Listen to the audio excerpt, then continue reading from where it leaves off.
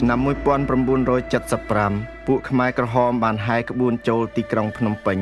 ដើម្បីបញ្ចប់សង្គ្រាមស៊ីវិលនៅក្នុងប្រទេសកម្ពុជាប៉ុន្តែការចប់សង្គ្រាមនេះមិនបាននាំមកនូវសុខសាន្តត្រាណដូចប៉ងឡើយបំបត្តិរូបិយប័ណ្ណជាតិព្រោះតែចង់រំលាយវណ្ណៈសក្តិភូមិបង្កើតវណ្ណៈកសិករក្នុងរយៈពេលតែមួយយប់ប៉ុណ្ណោះខ្មែរក្រហមបានត្រួតត្រាដោយអំពើព្រៃផ្សៃកាប់សម្លាប់មនុស្សរាប់លានអ្នកអត្រាប្រណីដាច់ពូជអ្នកចេះដឹង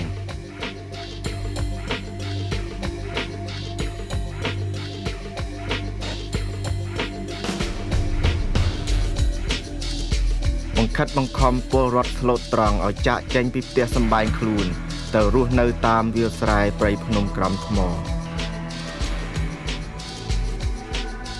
មនុស្សមួយចំនួនតូចទេដែលមានលទ្ធភាពអាចរស់រានមានជីវិតដូចជាពលរដ្ឋខ្មែររាប់លានអ្នកដែរយុវជនលីស៊ីឋាននិងយុវនារីយូសរ៉ាន់ដាបានឈានជើងចូលទីលានទីឃាត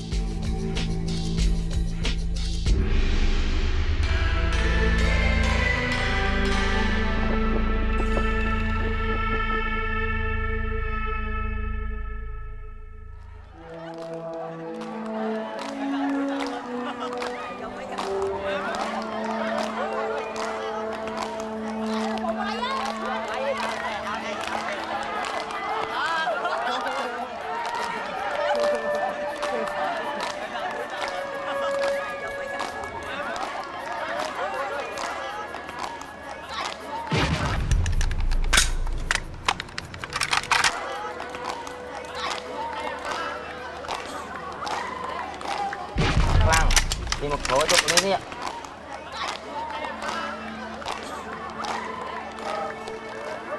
na xì thản kê hai chỉ màu bàn ơi bong trăm bây giờ là hôn nè ôn nụ cục vậy bộ má hết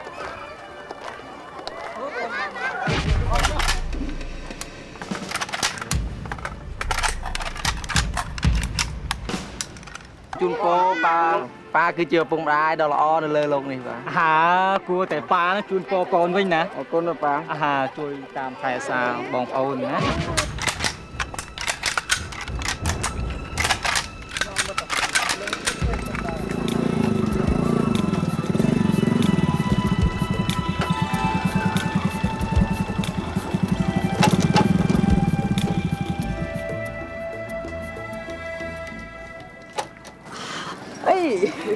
ai một cài mét mấy ý xì thả là anh kia lưới thả anh đi từ phổi phái đấy bố mình thích còn tới bạn hơi bọn ta kia lao như ho vì mình toan anh kia là cứ tha tới phun pin thay sai với nhau cứ phép thốn phạt men và đôi bông nón là bông kia này Paris kia chăm bách rồi tạm bông mình thiệt toan hay vỡ gót mét à à lấy kia xâm lia từ nung hết à từ cho na sầm lái từ cho sọc bái này bye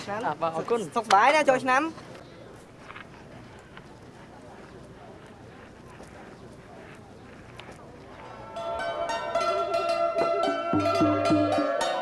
លោកស៊ីឋាននេះបានរៀនផ្លោះថ្នាក់ជាច្រើនដងហើយគាត់បានត្រឡប់ជានិស្សិតនៅមហាវិទ្យាល័យពេទ្យដែលមានវ័យក្មេងជាងគេបង្អស់នៅទីក្រុងភ្នំពេញបងប្រុសគាត់លោកមន្ទីចិត្តបានបញ្ចប់ការសិក្សារបស់គេហើយបងប្អូនប្រុសទាំងពីរនាក់មានកម្រងទៅបន្តវិជ្ជាខាងវិទ្យាសាស្ត្រឯប្រទេសបារាំងនៅខែមិនិនាឆ្នាំ 1975 ប៉ុន្តែនៅថ្ងៃនេះស៊ីឋានគិតតែពីសបាយនៅថ្ងៃបុណ្យប៉ុណ្ណោះ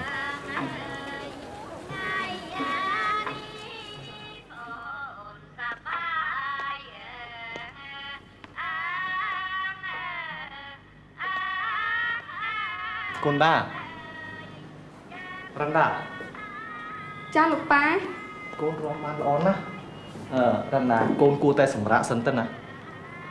ហើយបន្តិចទៀតកូនរៀបចំខ្លួនឲ្យហើយទៅវត្តជាមួយប៉ាណាវីប៉ាឈ្នះវៃណាអូវាពិតដោយកូនថាទៅចុះណែរ៉ាន់ដាកូននិយាយភាសាបារាំងបានល្អណាស់ណាអរគុណលោកប៉ាព្រោះកូនមានលោកប៉ាជាសាស្ត្រាចារ្យដ៏ល្អប៉ានិយាយឈ្នះមិនឈ្នះកូនសោះ អ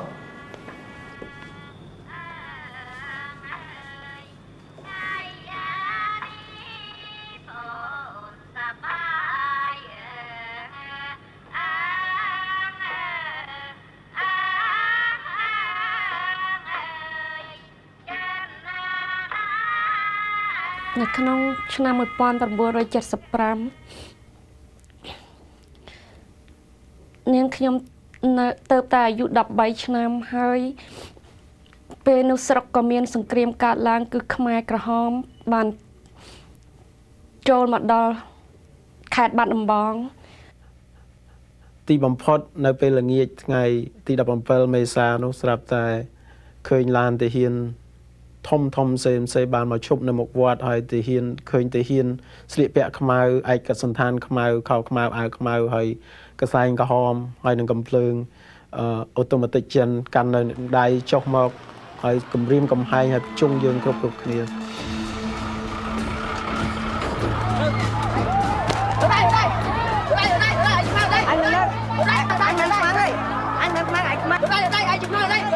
dương mình lên ai con không ăn bữa nào chứ em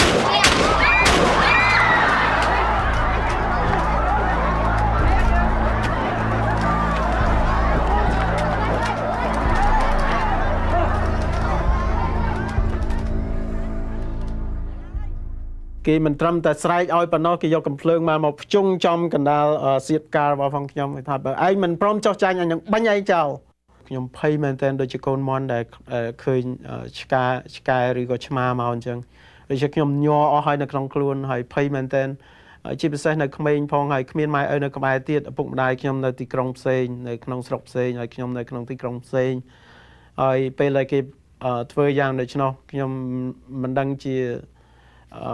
ទៅឯណាមកឯណាគឺខ្មែរក្រហមបានចូលមកដល់ខេត្តបាត់ដំបងហើយនាងខ្ញុំក៏ឮគេប្រកាសថាគ្រប់គ្នានៅក្នុងទីក្រុងត្រូវតែចេញជំលះភៀសខ្លួនចេញទៅ300គីឡូម៉ែត្រពីផ្ទះដែលខ្លួនធ្លាប់នៅហើយឲ្យឆ្ងាយពីទីក្រុងពេលនោះនាងខ្ញុំភ័យខ្លាំងណាស់ព្រោះមិនដឹងមានមូលហេតុអីហើយបងប្អូនជីដូនមួយខ្ញុំក៏បានប្រាប់ទៀតថាឪពុកខ្ញុំត្រូវគេចាប់យកទៅបាត់ហើយគឺឲ្យទៅទទួលសម្ដេចឪពួកគេក៏ដូចជាមនុស្សថ្មីឯទៀតបានស្ដាប់បង្គាប់ពីពួកខ្មែរក្រហមហើយចាប់ផ្ដើមជំនះចេញពីទីក្រុងពួកគេពុំដឹងជាផ្លូវទៅណាឬក៏ផ្លូវប្រឈមមុខនឹងសោកនាដកម្មយ៉ាងណាទេ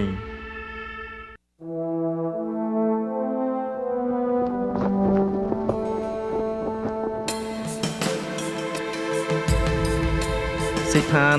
ក៏នៅក្នុងចំណោមមនុស្សរាប់ពាន់នាក់ដែលត្រូវបានបង្ខំឲ្យចេញពីផ្ទះរបស់ពួកគេការតែមួយគាត់ដែលធ្វើឲ្យគាត់ស្នាក់ស្នានចិត្តពោលគឺគាត់បានគិតក្នុងចិត្តថាក្រុមគ្រួសាររបស់គាត់ប្រកាសជាបានចេញទៅប្រទេសថៃអស់ហើយបិទគេរស់នៅមិនឆ្ងាយពីព្រំប្រទល់ដែនខ្មែរថៃប៉ុន្មានទេប៉ារបស់គាត់គឺជាអ្នកជំនួញដែលមានទំនាក់ទំនងល្អហើយឆ្លៀសវៃអាចនឹងរកទីសុខសាន្តឲ្យគ្រួសារទាំងអស់បានពេលព្រលឹមឡើង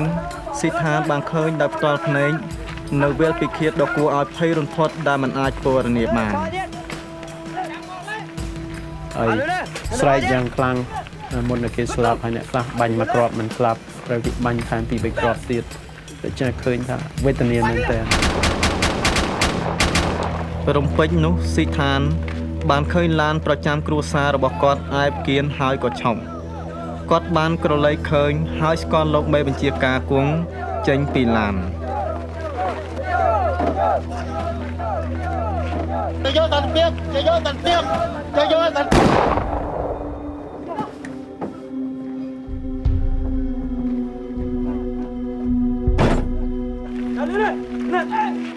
ប៉ាគឺខ្ញុំមកចាំតើមកទៅហើ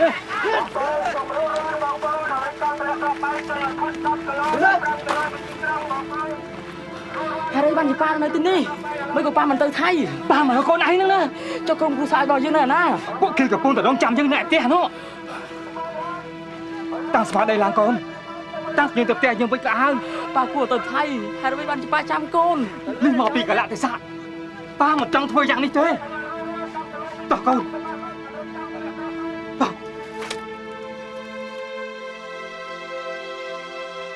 នៅពេលនោះ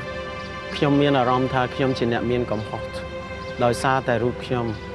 ក្រុមគ្រួសារខ្ញុំគេមិនបានរត់ភៀសខ្លួនទៅស្រុកថៃ ពីព្រោះគេនៅរងចាំខ្ញុំ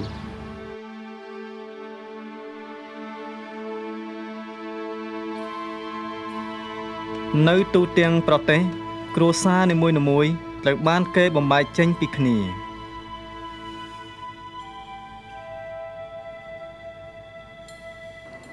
រ៉ាន់ដាយល់ល្អប៉ាគួរតែទៅឲ្យឆ្ងាយពីទីនេះកូនត្រូវតែរឹងពឹងឡើងអ្នកទាំងអស់គ្នាមិនត្រូវឲ្យគេដឹងថាយើងទាំងអស់គ្នាជាគ្រួសាររបស់ប៉ាទេ ទេលោកប៉ាកូនមិនចង់ឲ្យលោកប៉ាទៅណាទេប៉ាត្រូវទៅនៅជាមួយពួកយើងព្រោះពួកយើងត្រូវការលោកប៉ា មិនបានទេរ៉ាន់ដាប៉ាមិនអាចនៅទីនេះបានទេកូនដឹងទេគេកំពុងតែស្រាវជ្រាវនិស្សិតបញ្ញវន្តនិងសាស្ត្រាចារ្យដើម្បីសម្លាប់បើប៉ានៅទីនេះគេនឹងសម្លាប់ប៉ានិងសម្លាប់កូនដូច្នេះកូនត្រូវតែបំភ្លេចប៉ាចោលទៅ ប៉ាកូនឲ្យលោកប៉ាទៅណាទេប៉ាជាប៉ារបស់កូនកូនស្រឡាញ់លោកប៉ា រ៉ាន់ដាប៉ាមិនខ្វល់នៅអ្វីទាំងអស់ដែលកើតមានឡើងនៅក្នុងពេលនេះប៉ាស្រឡាញ់កូនតែកូនត្រូវតែរឹងពឹងកូនត្រូវតែរឹងមាំកូនត្រូវចងចាំថានៅមានរដ្ឋនីការនឹងអ្នកទាំងនោះដែលគេនៅរងចាំកូនប៉ាទៅប៉ានឹងហើយ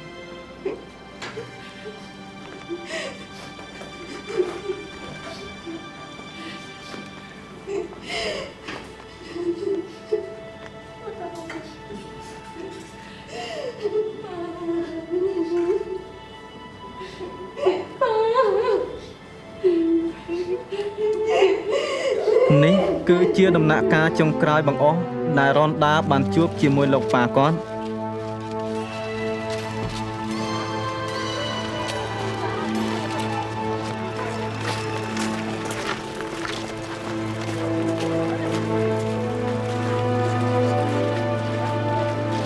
នេះគឺជាដំណាក់កាលចុងក្រោយបង្អស់ដែលរ៉នដាបានជួបជាមួយលោកប៉ាគាត់ថ្ងៃបន្ទាប់គ្រួសារគាត់បានគេបង្ខំជន្លៀសចេញទៅជំរំពលកម្មនាងត្រូវបានគេបង្ខំឲ្យធ្វើការនៅវាលស្រែរាល់ថ្ងៃចាប់ពីម៉ោង 5 ព្រឹកដល់ម៉ោង 11 យប់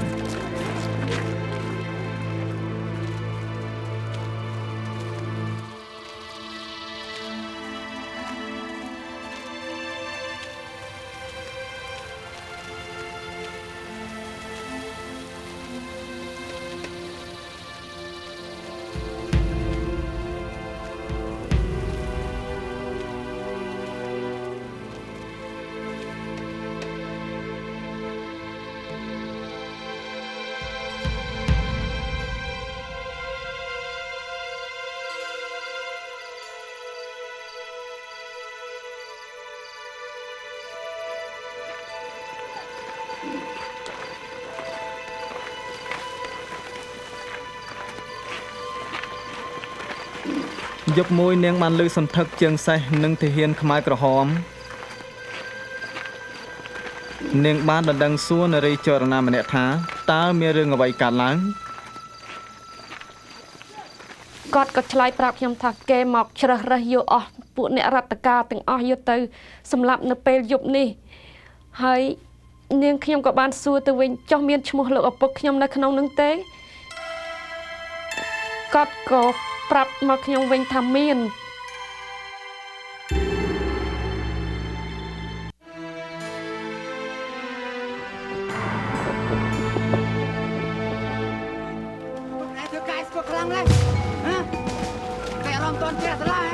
ក្រុមគ្រួសាររបស់ស៊ីឋានកំពុងតទល់ជាមួយនឹងជីវិតដើម្បីឲ្យបានរស់ខ្មែរក្រហមបង្ខំគេឲ្យធ្វើការនៅតាមការដ្ឋានដូចជាសត្វធាតុអញ្ចឹង គេឲ្យទឹមដូចគោអញ្ចឹងដើម្បីជួស្រែឲ្យខែ 4 ខែ 5 នៅស្រុកខ្មែរក្តៅណាស់ហើយពូតហើយមែនតើជាពិសេសនៅវាល 500 នឹងគ្មានទឹកគ្មានអីតសោះពិបាកមែនតើ ពួកខ្មែរក្រហមមិនគ្រាន់តែបង្ខំឲ្យប្រជាជនថ្មីធ្វើការដុតស្លាប់នោះទេប៉ុន្តែថែមទាំងឲ្យគេអត់បាយក្រហាយទឹកទៀតបន្ទាប់ពី 5 សប្តាហ៍កន្លងទៅនោះស៊ីឋានតក់ស្លុតជាងពេលណាទាំងអស់ ក្រុមគ្រួសារខ្ញុំក៏បែកបាក់គ្នាតាំងពេលនោះរហូតមក ស៊ីឋានត្រូវបានគេបង្ខំឲ្យទៅធ្វើការក្នុងការដ្ឋានយុវជនកងចល័តដោយគេបង្ខំឲ្យគាត់ធ្វើការសឹងតែ20ម៉ោងក្នុងមួយថ្ងៃនៅក្នុងកន្លែងដ៏លំបាកនេះមានផ្លូវតែមួយគត់ដែលអាចជួយឲ្យរស់បានពោលគឺឲ្យដាំដាំងគោគ្មាននិយាយគ្មានលឺអ្វីទាំងអស់ហើយថែមទាំងមិនឲ្យមើលផងពីព្រោះអង្គការរងចាំរាយការណ៍នៅការបញ្ចេញមនោចេតនាដែលអ្នកបញ្ចេញការប្រែអារម្មណ៍ធ្វើឲ្យអ្នកខ្លាយជាខ្មាំងរបស់អង្គការហើយនឹងទទួលនឹងការស្នាប់ជាលទ្ធផល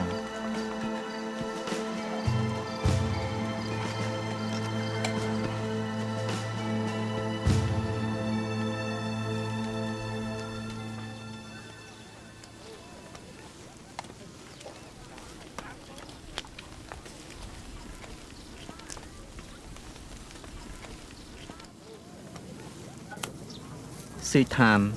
បានឃើញក្មេងៗជាច្រើនស្លាប់កំហុសរបស់លក្ខណាគឺដោយគាត់មានចិត្តល្អពេក តាមមិនឯងធ្វើអីហ្នឹង មកបងសុំទោសមកបង ឯងតែពីរនេះចាំប៉ុនក្នុងអង្គការ ទេមកបងខ្ញុំសុំទោស ងួតទេ ទេមកបងកំហុសខ្ញុំទេមិនមែនជាកំហុសនាងទេ វាស្អាតទៅប៉ុណ្ណាទៅ ទេមកបង ពីយើងសុំកាន់នេះរួច គុំធ្វើបាបនាងអីមកបង ចាំមើលសុំទោសមកបង ពួកយើងអី មើលទៅឯង នេះឯងស្អាតណា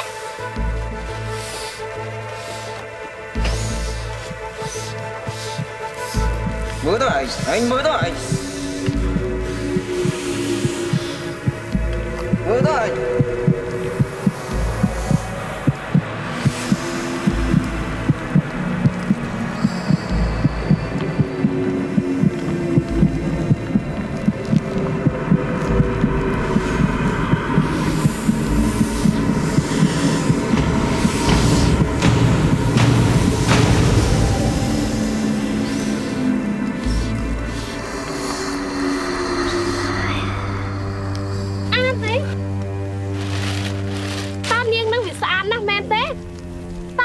យ៉ាងម៉េចដែរចំពោះនាងឯងមិនពេញចិត្តនឹងសកម្មភាពដែលយើងធ្វើទៅលើនាងហ៎អូយើងនឹងធ្វើទៅលើឯងឲ្យខ្លាំងជាងនេះទៀតហាត់យកវាទៅទម្លាក់គាត់ទាំងរស់ក្នុងដែរនោះហ៎ ទេមកបង ចាំមើលខ្ញុំអើយតើវាត្រង់នឹងថ្ងៃបានប៉ុណ្ណា កូទេមកបង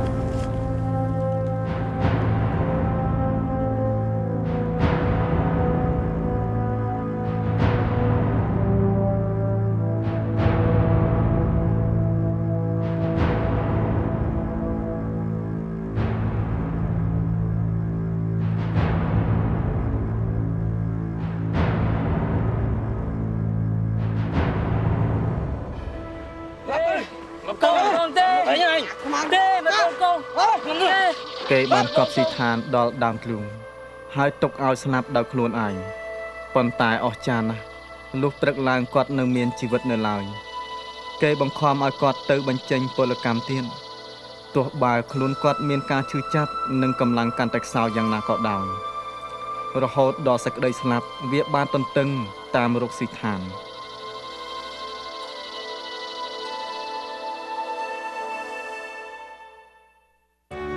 រឿងដែលលោកអ្នកទៅនឹងបានទស្សនាជារឿងពិតរបស់រ៉ាន់ដានិងស៊ីឋានលី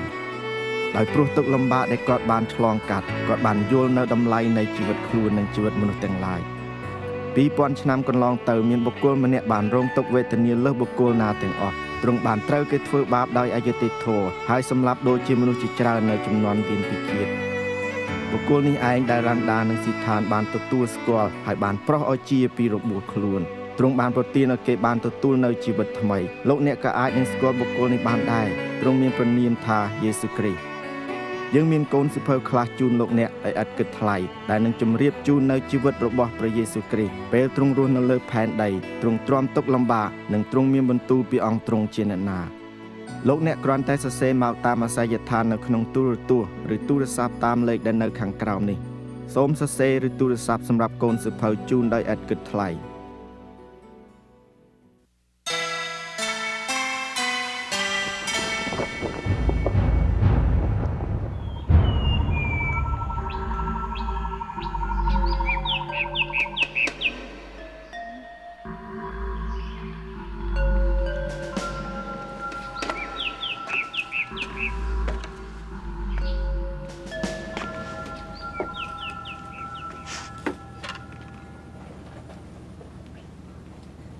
នេះ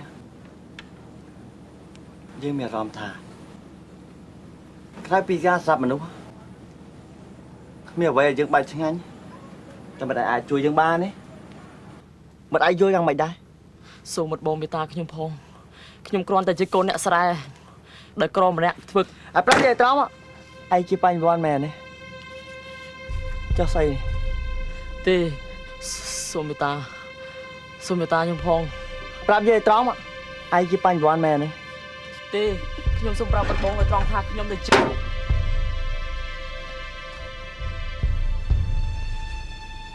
អង្គការមានភ្នែកមនុស្សមិនឯងមិនក៏ហក់យកវាសាប់ចោល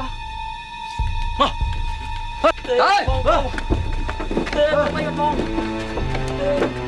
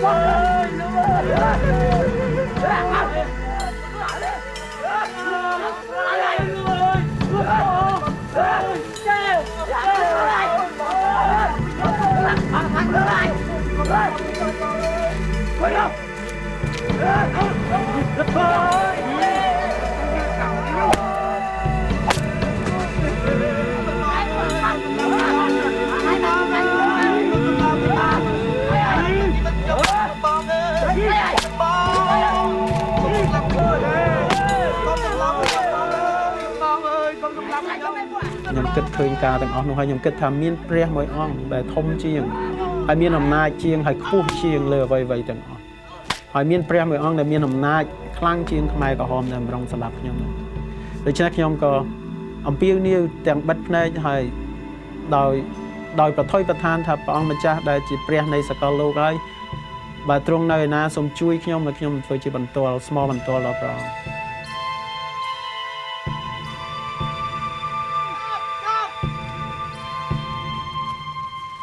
Dạ Nó bê tan dương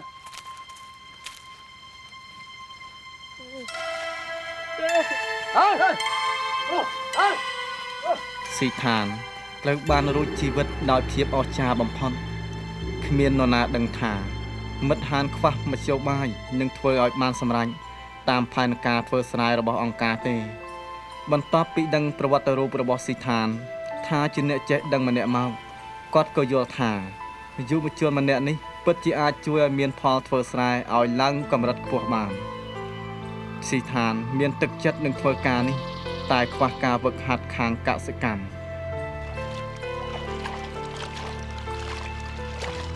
ហើយការទាំងអស់នោះគឺជាកន្លែងមួយដែលខ្ញុំមិនដែលដឹងតលសោះព្រោះខ្ញុំកើតនៅក្នុងទីក្រុងប៉ុន្តែព្រះដូចជាព្រះអង្គបានប្រទានកម្លាំងឲ្យខ្ញុំឲ្យបញ្ញាខ្ញុំឲ្យខ្ញុំដឹងថាតើស្រូវណាត្រូវប្រើកន្លែងណាជីកទំនប់កន្លែងណាលើកបន្លាយកន្លែងណាស្អីកន្លែងណា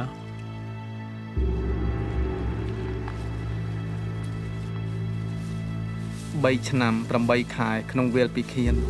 បានដកយកផ្នែកមួយនៃជីវិតរបស់រ៉នដានិងស៊ីឋាន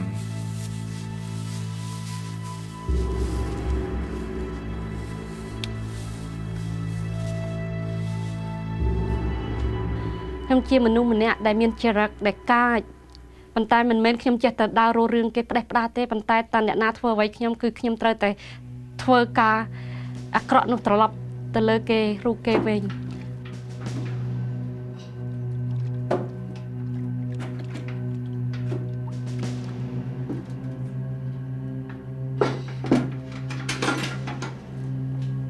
ចុះមិនឯងហ៊ានក្បត់អង្គការមិនឯងត្រូវតែស្លាប់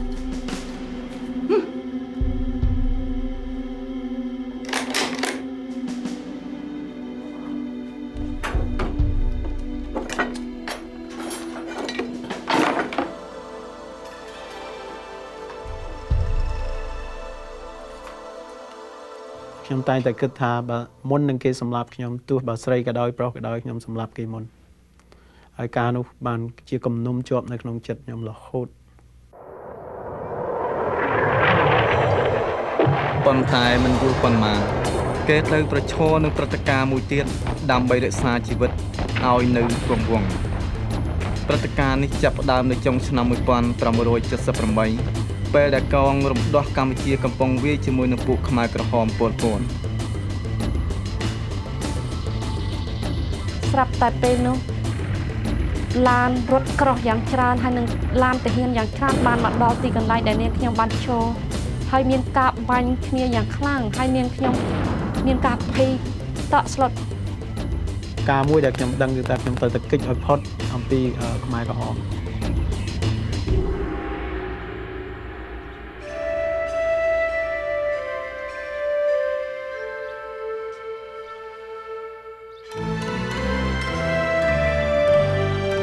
ស៊ីឋានបានដាក់ទិសដៅឆ្ពោះទៅស្រុកថៃប៉ុន្តែគាត់ចង់រកក្រុមគ្រួសាររបស់គាត់ឲ្យឃើញសិនអស់ជាច្រើនថ្ងៃស៊ីឋានបានដើររកបងប្អូនរហូតដល់ភូមិបារាំងនៅភូមិបារាំងស៊ីឋានបានជួបនឹងបងស្រីគាត់ឈ្មោះប៊ុនធឿនអាយុ20ឆ្នាំនិងប្អូនប្រុសម្នាក់ឈ្មោះសុខាអាយុ16ឆ្នាំដែលមានរូបរាងស្គមស្គាំងរហូតដល់ដើរមិនរួច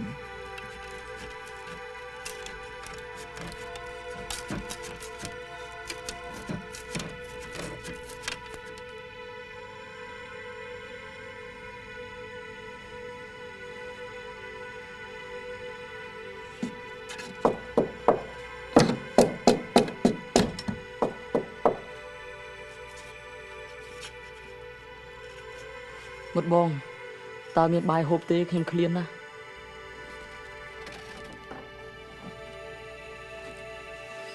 មិត្តបងណៃឡើងទៅមើលលើផ្ទះមើលកាយមានសល់ដំឡូងពីវិដុំយកហូបចុះ បាទ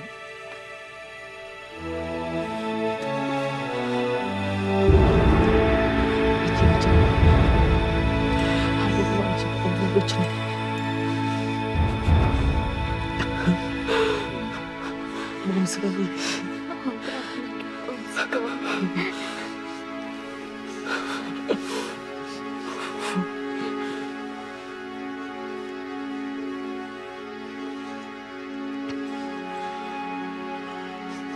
យើង 3 អ្នកបងប្អូនបានជួបគ្នាជាលើកដំបូងក្នុងរយៈជាច្រើនឆ្នាំហើយអស់មួយយប់នោះយើងសំណាលគ្នា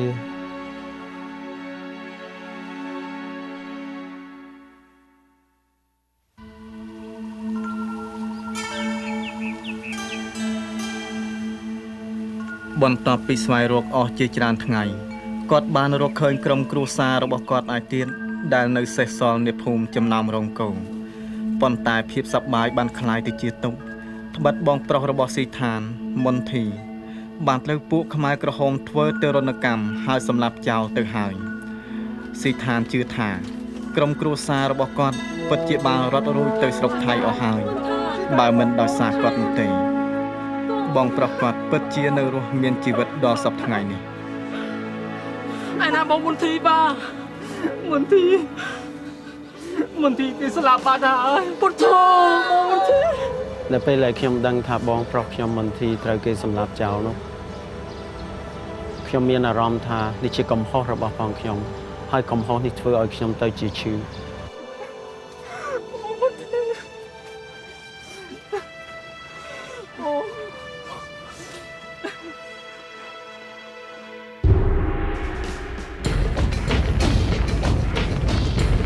ទាំងអស់គ្នាដឹងថាដើម្បីឲ្យរស់រានមានជីវិតតលតែបំបែកគ្នារត់ភៀសខ្លួនទន្ទឹមនេះការរត់ចេញទៅជាក្រុមមានគ្នាច្រើនយ៉ាងនេះវានាំឲ្យមានគ្រោះថ្នាក់ណាស់យ៉ាងណាមិញគេត្រូវតែបំបែកគ្នារត់ដើម្បីគេចចេញឲ្យផុតពីចម្បាំងដែលកំពុងរ៉ាំរ៉ៃនោះបាន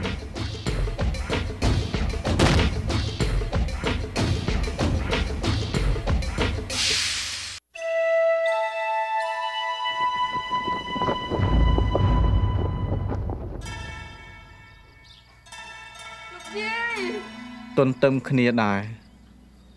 នៅឯភូមិមួយទៀតរនដាបានជួបជុំជាមួយគ្រួសាររបស់នាងមួយចំនួនជីដូនគាត់អូនស្រីអូនប្រុសប៉ុន្តែលោកប៉ាជាទីស្រឡាញ់របស់នាងពុំមានវត្តមាននៅជាមួយនឹងពួកគេទេនាងបានឮដំណឹងថាលោកប៉ានាងត្រូវគេសម្លាប់ចោលបាត់ទៅហើយប៉ុន្តែនាងពុំចង់ជឿពាក្យនេះទេ ប៉ាណា ឯណាលោកប៉ាលោកយាយលោកប៉ាកូនស្លាប់ហើយប៉ា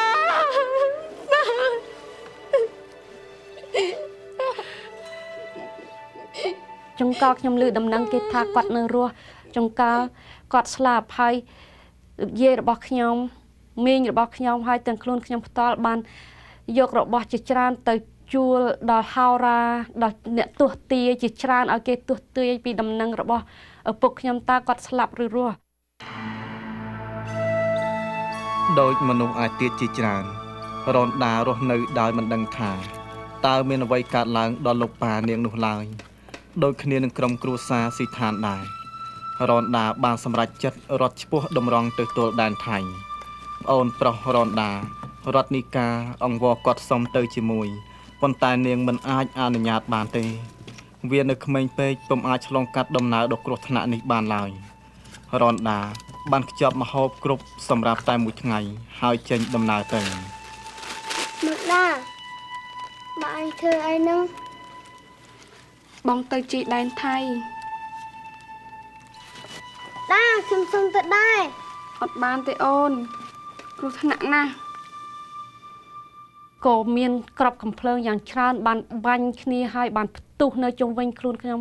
ហើយខ្ញុំភ័យជាខ្លាំងព្រោះពេលនេះខ្ញុំគិតថាសង្គ្រាមនឹងកើតម្ដងទៀតនៅកន្លែងនោះហើយខ្ញុំនឹងមានជីវិតរស់នៅទៅមុខទៀតឬក៏អត់ ដាខ្ញុំមកដែរ រត់ឌីកាអូនមកធ្វើអីបងបានអីអូនញ៉ាំ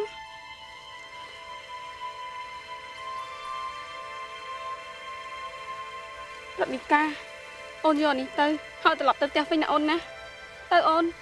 មកតាមបងគ្រោះថ្នាក់ណាទៅផ្ទះវិញទៅអូនណាទៅ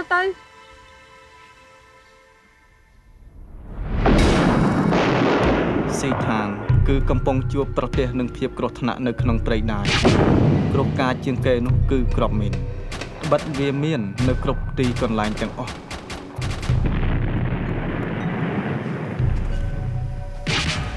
ជីវិតដែលពេញដោយភាពសប្បាយជានិស្សិតរបស់គាត់ហាក់បីដូចជានៅឆ្ងាយហៅមិននឹងប៉ុន្តែគាត់នៅតែខំប្រឹងរស់តទៅទៀតបើមិនដូច្នោះទេគាត់នឹងត្រឡប់ទៅជាមនុស្សដ៏អភ័ព្វទាំងនោះដែលស្លាប់ដោយឥតន័យ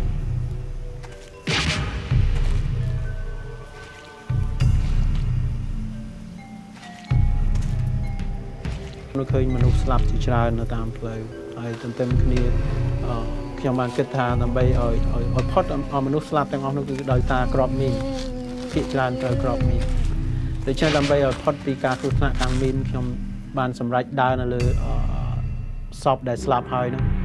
ដើរជន់ពីលើទោះបើជន់ទៅបងប្អូនដឹងហើយវាហើមវាស្អុយអីយ៉ាងណាក៏ដោយតែសុខចិត្តដើរពីលើដើម្បីឲ្យផុតពីគ្រោះថ្នាក់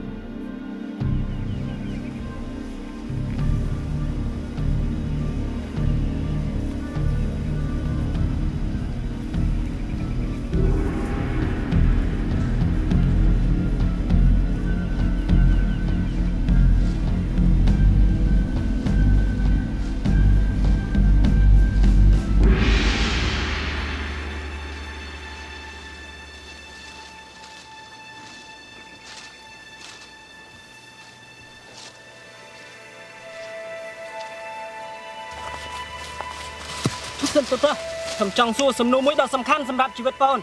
យើងមានពេលខ្លីណាស់ខ្ញុំចង់ប្រាប់បងពីព្រះអង្គម្ចាស់នៃពិភពលោកព្រះអង្គមានព្រះនាមថាយេស៊ូវ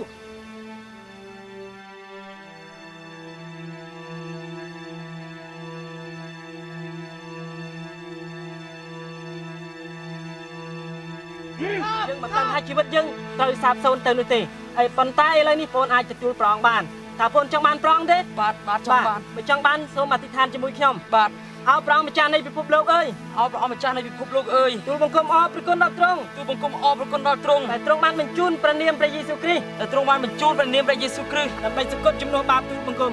ដែលសគត់ជំនួសបាបទូលបង្គំរយៈទូលបង្គំបានរស់នៅរយៈទូលបង្គំបានរស់នៅរហូតមកដល់ពេលនេះទូលបង្គំសូមបម្រើព្រះអង្គអស់មួយជីវិតទូលបង្គំសូមបម្រើព្រះអង្គអស់មួយជីវិតអាមែនបាទសូមព្រះជើងពោដល់បងណាបាទបងសូមលាសិនហើយណាបាទ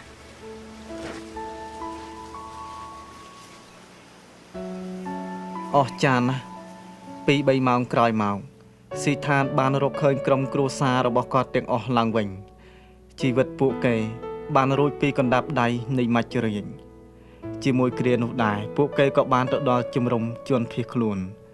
នេះគឺជាជំរំតែមួយដែលរ៉នដានិងបងប្រុសគាត់បានមកដល់ស៊ីឋានមានអំណរជាអណែងដោយបានជួបជាមួយនឹងលោកគ្រូសុគន្ធនៅជំរំខៅអេដាងគាត់បានលើកទឹកចិត្តស៊ីឋានឲ្យចេញទៅដើម្បីនឹងប្រាប់មនុស្សម្នាពីព្រះបន្ទូលរបស់ព្រះគ្នាយើងតែ6 7នាក់ប៉ុណ្ណោះដែលលោកគ្រូខ្ញុំបានហ្វឹកហ្វឺនឲ្យត្រឡប់ទៅជាគ្រូបង្រៀនបង្ហាត់ព្រះគម្ពីររាល់ថ្ងៃនោះយើងក៏បានក្នុងរយៈពេលតែប្រហែល6ខែយើងបានគ្នាជាង 30,000 នាក់បានជឿព្រះអង្គនៅក្នុងជំរំខៅអេដាងស្រុកថៃដែលបងប្អូនភាគច្រើនបានលើកស៊ីឋានជាលោកគ្រូក្មេងដែលមានប្រជាប្រិយនៅព្រះវិហារបាងថ្ងៃមួយពេលដែលគាត់កំពុងសម្ដែងព្រះបន្ទូលអារម្មណ៍ច្របូកច្របល់បានចូលមកដល់គាត់តើអ្នកណានឹងពង្រត់យើងចេញពីសេចក្តីស្រឡាញ់របស់ផងព្រះគ្រីស្ទបានតើអ្នកណានឹងពង្រត់យើងចេញពីសេចក្តីស្រឡាញ់របស់ផងព្រះគ្រីស្ទបានតើសេចក្តីទុក្ខលំបាកឬសេចក្តីវេទនាសេចក្តីបៀតបៀនខ្ញុំនឹងត្រូវសម្លាប់នាងនឹងចោលទោះបើខ្ញុំជាគ្រូផ្សាយនឹងល្អក៏ដោយតែទន្ទឹមគ្នានោះមុខខ្ញុំបានឡើងក្រហមដោយកំហឹងយ៉ាងខ្លាំងពុះកញ្ជ្រោលហើយទន្ទឹមគ្នានោះខ្ញុំក៏បានអធិដ្ឋានចំពោះព្រះឲ្យព្រះអង្គគ្រប់គ្រងជីវិតខ្ញុំ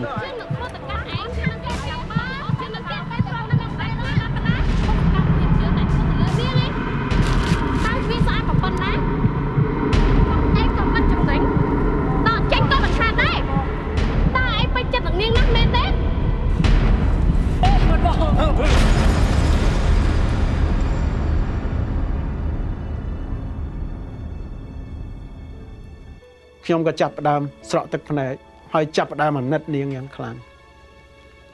ហើយខ្ញុំជឿថានេះជាអំណាចរបស់ផងព្រះហើយព្រះវិញ្ញាណដ៏ជាព្រះដ៏ល្អដែលទ្រង់បានបំផ្លាស់បំប្រែនៅការអាក្រក់ឲ្យទៅជាការល្អវិញបេតការសងសឹកនោះវាគ្មានថ្ងៃចប់ដូច្នេះព្រះអង្គបានប្រទាននូវវិញ្ញាណនៃសេចក្តីស្រឡាញ់ធ្វើឲ្យខ្ញុំអត់ទោសឲ្យគាត់បងស្រីសូមកុំភិតភ័យអីបិទខ្ញុំនឹងមិនសងសឹកនឹងបងទេ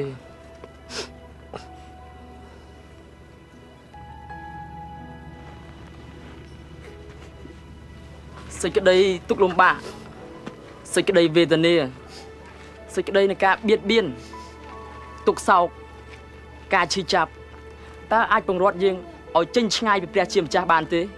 គឺពិតជាមិនបានទេខ្ញុំសូមជម្រាបបងប្អូនឲ្យដឹងច្បាស់ថាសេចក្តីស្រឡាញ់របស់ព្រះជាម្ចាស់គឺទ្រង់ធំធេងណាស់សម្រាប់ជីវិតបងប្អូនប្រសិនបើជាបងប្អូនប្រគល់កាយថ្វាយចិត្តរបស់បងប្អូនទៅព្រះជាម្ចាស់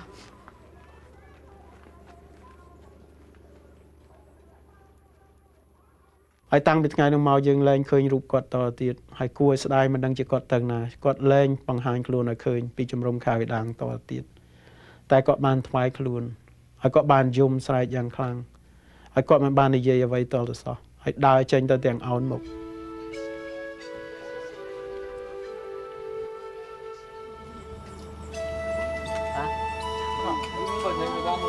ស៊ីឋានបានដឹងថាមានតែព្រះអម្ចាស់នៃពិភពលោកនេះទេដែលអាចជួយគាត់ឲ្យអត់ទោសឲ្យមឿនបានក្រុមគ្រួសារគាត់បានទទួលជឿព្រះដដែលនោះម្ដងមួយរ៉នដាក៏បានសម្រេចចិត្តដើរតាមព្រះយេស៊ូវគ្រីស្ទដែរខ្ញុំហើយតអស់ទៅមួយប្អូនទៅអស់អីយ៉ាងទឹកដល់ក្នុងណាឲ្យប្រយ័ត្នប្រយែងតាមផ្លូវគាត់ណាបាទមើលមុខឡើងមកអីចាំទេឆ្ងាយអត់ទេណាតាមទៅទីនេះចាំមក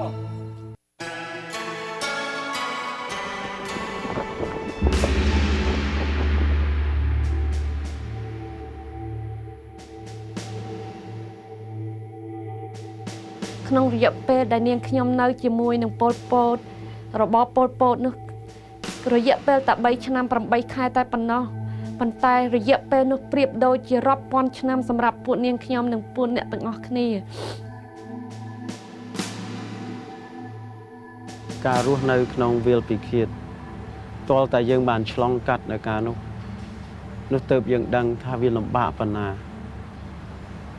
ហ ហើយពិបាកឲ្យយើងនឹងនិយាយថ្លែងប្រាប់អ្នកឲ្យទៀតអំពីការនោះក៏ប៉ុន្តែសេចក្តីស្រឡាញ់ដ៏ធំធេងរបស់ព្រះព្រះយេស៊ូវគ្រីស្ទទ្រង់បានធ្វើឲ្យខ្ញុំមានចិត្តអាណិតអាសូរដល់អ្នកឯទៀតដែលកំពុងមានការឈឺចាប់និងខ្វះខាតដែលខ្ញុំមិនធ្លាប់មានពីដើមមក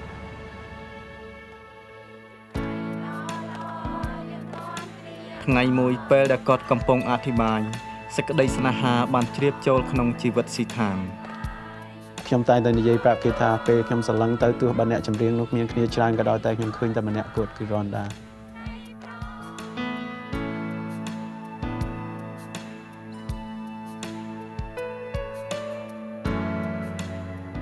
មិនយូរប៉ុន្មានជំរំខៅអ៊ីដាងបានស្វាគមន៍អាពាហ៍ពិពាហ៍គ្រីស្ទានមុនគេបង្អស់គឺជាអាពាហ៍ពិពាហ៍របស់ស៊ីឋាននិងរ៉នដាមនុស្សរាប់ពាន់នាក់បានមកចូលរួមក្នុងពិធីនេះនឹងថែរក្សាអ្នកការពារអ្នកទោះមានឬក្រសប្បាយឬលំបាកខ្ញុំនឹងរស់នៅជាមួយអ្នកដោយកម្លាំងមកពីព្រះរហូតអស់មួយជីវិតនាងរណ្ដាសូមសន្យាជាមួយនឹងលោកសិដ្ឋាននៃទីទាំងនេះជាមួយនឹងខ្ញុំនាងខ្ញុំរណ្ដាសូមទទួលអ្នកជាស្វាមីដ៏ឧត្តមខ្ញុំសន្យាថានឹងថែរក្សាអ្នកការពារអ្នកទោះមានឬក្រសប្បាយឬលំបាកខ្ញុំនឹងរស់នៅជាមួយអ្នកដោយកម្លាំងមកពីព្រះរហូតអស់មួយជីវិត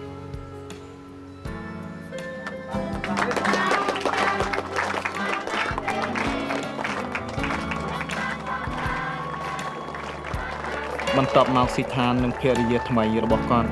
បានផ្លាស់ទៅនៅសហរដ្ឋអាមេរិក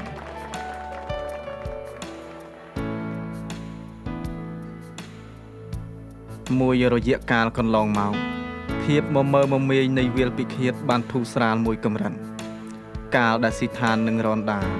បានផ្ដោតជំនឿក្នុងព្រះជាម្ចាស់ស្នាមរបួសបានជាឡើងវិញ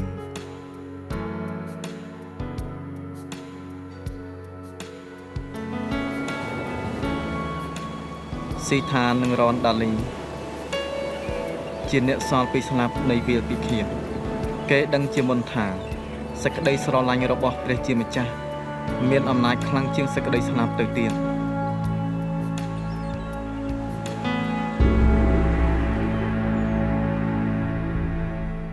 ជំរាបសួរខ្ញុំជាស៊ីឋានលីដ៏ពិតប្រាកដលោកអ្នកបងប្អូនអ្នកនាងកញ្ញាកុមារាកុមារីទើបតែបានមើលរឿងពិតដែលមាននៅក្នុងជីវិតរបស់ផងខ្ញុំហើយនិងភរិយារបស់ផងខ្ញុំនាងរ៉នដាលីនេះគឺមិនមែនជាការចៃដន្យហើយក៏មិនមែនជាភាពមួយដែលកើតមកដោយឯងនោះដែរតែគឺជាផែនការដែលមានតាំងពីមុនកំណើតផែនដីមកម្លេះដែលព្រះទ្រង់តម្រូវឲ្យលោកអ្នកបងប្អូនកុមារាកុមារីបានមើលនៅរឿងនេះហើយតាមដាននៅរឿងនេះអស់មួយរយៈ1ម៉ោងកន្លងទៅព្រះជាម្ចាស់ទ្រង់បន្សល់ឲ្យខ្ញុំនៅមានជីវិតដល់សពថ្ងៃក៏ដូចគ្នាដែរព្រះជាម្ចាស់បានបន្សល់ជីវិតរបស់លោកអ្នកឲ្យនៅមានជីវិតដល់សពថ្ងៃនេះដោយសារផែនការដ៏ឧត្តមរបស់ផងទ្រង់ដោយសារលោកអ្នកបងប្អូនហើយនិងខ្ញុំស្ថិតនៅក្នុងផែនការនៃសេចក្តីសង្គ្រោះប្រោសលោះរបស់ផងព្រះអង្គម្ចាស់ដ៏ជាព្រះទ្រង់មិនដែលមើលរំលងជនជាតិយើងព្រះអង្គម្ចាស់ដ៏ជាព្រះក៏មិនដែលទុកឲ្យជនជាតិខ្មែរនៅកំព្រាឯកោដោយគ្មានការថែរក្សានិងយកចិត្តទុកដាក់ពីព្រះអង្គម្ចាស់នោះឡើយជនជាតិខ្មែរជាច្រើនតែងតែចោទសួរថាបើព្រះអង្គម្ចាស់ទ្រង់ល្អមែនទ្រង់ស្រឡាញ់មែនទ្រង់ពិតជាមេត្តាករុណាមែនតើព្រះអង្គនៅឯណាតើព្រះអង្គផ្ទុំលក់ឬអីប ពេលដែលយើងរាល់គ្នារងទុក្ខលំបាកវេទនាយ៉ាងខ្លោចផ្សាជាទីបំផុតនៅក្នុងចំនួន3ឆ្នាំ8ខែនោះនេះជាសំណួរមួយដែលពិបាកឲ្យយើងខ្ញុំឆ្លើយជាសំណួរមួយដែលខ្លួនខ្ញុំផ្ទាល់បានសួរជាច្រើនលើកច្រើនសារក៏តែព្រះជាម្ចាស់ទ្រង់បានកំសាន្តចិត្តឲ្យបើកសម្ដែងនៅការដ៏អស្ចារ្យដំមួយឲ្យខ្លួនខ្ញុំភរិយាខ្ញុំនិងបងប្អូនខ្មែររាប់ពាន់នាក់ទៀតបានមើលឃើញនៅពន្លឺរស្មីនៅសេចក្តីស្រឡាញ់ដ៏ធំឧត្តមនៅបំណងប្រហារតីនៃព្រះដែលមានសម្រាប់ជនជាតិខ្មែរអតីតកាលបានកន្លងផុតទៅបច្ចុប្បន្នកាលបានចូលមកដល់ហើយអនាគតកាលនៅរងចាំយើងខាងមុខជានិច្ចដូច្នេះសូមឲ្យយើងទាំងអស់គ្នាបានប្រុងប្រៀបបច្ចុប្បន្នកាលបិទព្រះយេស៊ូវទ្រង់បានមានបន្ទូលប្រាប់យើងរាល់គ្នាថាខ្ញុំជាផ្លូវជាសេចក្តីពិតហើយជាជីវិតបើអ្នកណាមកតាមខ្ញុំនោះអាចទៅឯព្រះវរបិតាឯឯកដឋានសួគ៌បានដូច្នេះដើម្បីទៅកាន់ឯព្រះបាននោះគឺតលតែមានផ្លូវហើយព្រះអង្គបានធានាអាងថាទ្រង់ជាផ្លូវហើយធ្វើម្ដេចដើម្បីរកផ្លូវនោះឃើញតលតែមានការពិតបើកសម្ដែងមកហើយព្រះបន្ទូលព្រះទ្រង់ជាការពិតជាព្រះបន្ទូលពិតនៃព្រះដ៏មានប្រជញ្ញរស់ហើយមនុស្សតែងតែស្វែងរកជីវិតចង់រស់នៅទោះបើលំបាកលំបិនវេទនាខ្វាក់ខ្វិនអាក្រក់យ៉ាងណាក៏ដោយតែមនុស្សមានបំណងប៉ងប្រាថ្នាចង់រស់នៅលើផែនដីនេះហើយព្រះយេស៊ូវទ្រង់មានបន្ទូលថាខ្ញុំជាជីវិតបើអ្នកចង់បានជីវិតចូលមកឯខ្ញុំដូច្នេះទាំង3នេះសពគ្រប់សម្រាប់លោកអ្នកហើយនឹងខ្ញុំហើយព្រះអង្គម្ចាស់បានត្រៀមលក្ខណៈជាស្រេចដើម្បីនឹងរងចាំយាងចូលទៅគង់នៅក្នុងបល្ល័ង្កជីវិតរបស់លោកអ្នកបងប្អូននិងខ្ញុំដើម្បីនាំមកនៅសេចក្តីសុខសន្តិភាពដើម្បីនាំមកនៅសេចក្តីស្រឡាញ់ដ៏ពោរពេញដើម្បីនាំមកនៅសេចក្តីមេត្តាករុណាអាណិតអាសូរហើយដើម្បីនាំមកនៅចិត្តសន្តោសដែលលោកអ្នកបងប្អូនហើយខ្លួនខ្ញុំផ្ទាល់មិនធ្លាប់មានពីមុនមកឥឡូវនេះដោយសារសេចក្តីស្រឡាញ់មេត្តាករុណានៃព្រះនោះព្រះអង្គបានជំរុញទឹកចិត្តខ្ញុំឲ្យមានចិត្តអាណិតអាសូរនិងមានចិត្តមេត្តាករុណាដល់ជនជាតិខ្មែរដែលទីទៀតដែលកំពុងរងទុក្ខវេទនាដើម្បីឲ្យគេស្គាល់នៅពន្លឺដ៏ថ្លៃវិសេសនៃព្រះដ៏មានប្រជញ្ញរស់លោកអ្នកបងប្អូនជាទីស្រឡាញ់ម្ដងទៀតនេះមិនមែនជាចៃដន្យដែលលោកអ្នកបានស្ដាប់កម្មវិធីនេះបើលោកអ្នកចង់បានសន្តិភាពដ៏ពិតនៅក្នុងជីវិតបើលោកអ្នកចង់បានសេចក្តីសង្គ្រោះនិងការប្រោសលោះដ៏ពិតប្រាកដនៅក្នុងជីវិតនោះសូមអធិដ្ឋានទទួលជឿព្រះយេស៊ូវជាមួយខ្ញុំឥឡូវនេះចុះលោកអ្នកអាចបិទភ្នែកហើយថាតាមខ្ញុំព្រះអង្គម្ចាស់ដ៏ជាព្រះអើយខ្ញុំសូមអរគុណដល់ព្រះអង្គដែលបានប្រទានព្រះរាជបុត្រាទ្រង់ព្រះនាមព្រះយេស៊ូវគ្រីស្ទឲ្យយាងចុះមកសគត់នៅលើផែនដីដើម្បីជំនួសបាបរបស់ផងខ្ញុំទទួលស្គាល់ថាខ្ញុំជាមនុស្សមានបាបហើយខ្វះមិនដល់សេរីល្អនៃព្រះហើយខ្ញុំមិនអាចសង្គ្រោះខ្លួនឯងបានថ្ងៃនេះខ្ញុំសូមបើកទ្វារចិត្តដើម្បីយាងព្រះអង្គមកគង់នៅក្នុងបល្ល័ង្កជីវិតរបស់ខ្ញុំធ្វើជាម្ចាស់ហើយជាព្រះអង្គសង្គ្រោះរបស់ខ្ញុំផ្ទាល់ចាប់ពីថ្ងៃនេះរហូតតទៅសូមកែច្នៃជីវិតរបស់ផងខ្ញុំហើយបំផ្លាស់បំប្រែខ្ញុំឲ្យទៅជាមនុស្សដែលទ្រង់សពប្រហារតីត្បិតខ្ញុំអធិដ្ឋានដោយអរព្រះគុណនិងដឹងគុណក្នុងព្រះនាមព្រះយេស៊ូវគ្រីស្ទអាមែនបើលោកអ្នកបានអធិដ្ឋានជាមួយនឹងខ្ញុំទទួលយាងព្រះយេស៊ូវមកគង់ក្នុងបល្ល័ង្កជីវិតហើយនោះឥឡូវនេះព្រះអង្គបានគង់នៅក្នុងជីវិតរបស់បងប្អូនហើយបងប្អូនបានចូលរួមនៅក្នុងគ្រួសារមួយដ៏ធំក្នុងព្រះអង្គម្ចាស់ព្រះយេស៊ូវបងប្អូនត្រូវធ្វើការ3យ៉ាងទី1បងប្អូនត្រូវអធិដ្ឋានទៅរកព្រះអង្គម្ចាស់រាល់ពេលរាល់វេលានោះគឺជាការនិយាយសារសងទំនាក់ទំនងជាមួយនឹងទ្រង់ទី2បងប្អូនត្រូវអានព្រះបន្ទូលរបស់ផងព្រះអង្គដែលជាចំណីខាងវិញ្ញាណដើម្បីឲ្យបងប្អូនបានលូតលាស់ធំធាត់នៅក្នុងទ្រង់ទី3បងប្អូនត្រូវតែហាត់ប្រាណនៅក្នុងព្រះអង្គម្ចាស់ដោយចូលរួមប្រកបអធិដ្ឋានថ្វាយបង្គំព្រះលើកទឹកចិត្តធ្វើបន្ទាល់ជាមួយនឹងអ្នកជឿព្រះអង្គឯទៀតបើលោកអ្នកបងប្អូនធ្វើការ3យ៉ាងនេះបាននោះលោកអ្នកនឹងបានរស់នៅជីវិត ដែលស្កប់ចិត្តហើយមានសេចក្តីសុខសាន្តគ្រប់ពេលវេលាសូមព្រះប្រទានពរដល់លោកអ្នកបងប្អូនដែលកំពុងមើលកម្មវិធីនេះសូមអរគុណ រឿងដែលលោកអ្នកទៅនឹងបានទស្សនាជារឿងពិតរបស់រ៉ាន់ដានិងស៊ីថានលីដោយព្រោះទុក្ខលំបាកដែលគាត់បានឆ្លងកាត់គាត់បានយល់នៅតម្លៃនៃជីវិតខ្លួននិងជីវិតមនុស្សទាំងឡាយ